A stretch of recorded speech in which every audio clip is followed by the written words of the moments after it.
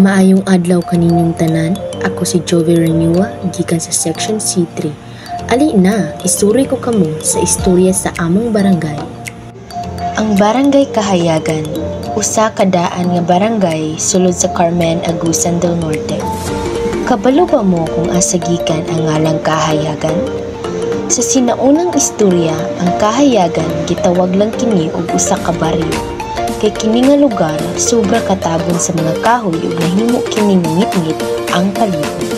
Ug ingon nila pipila lang daw ang nakapuyuan nga lugar tungod sa lisod nga agianan ug ang kangit-ngit nga tungod sa kakahuyan.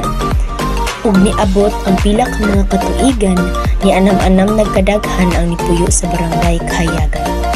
Ug dirian na nila na hinay-hinay ug putol ang mga kakahuyan nga mao'y naghatag og kangit-ngit sa dalan. Apan sa pagputol ani, nakita nila ang maanindot nga kahayag niini nga lugar.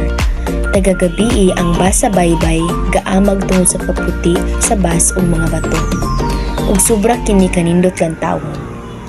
Ug maong ang gitawag nga baryo lamang, gitawag na kini og Barangay Kahayagan. Tungod sa kahayag nga nakit-an, human sa ngit-ngit nga pila ka tuig nilang natagamtaman. Ug dituan nila nakita ang maanindot ug kahayag nga kadaghan sa baybayon. Ug usa ang Barangay Kahayagan sulod sa Carmen, Agusan del Norte ang daghan og kasuruyan nga gitawag kini og beaches. Daghan og talan-awon diriya ug usa ang sunrise. Sa una nga nadiskubre maong gitawag kini Kahayagan tungod sa mahayag ani nga adlaw sa buntag nga sayo.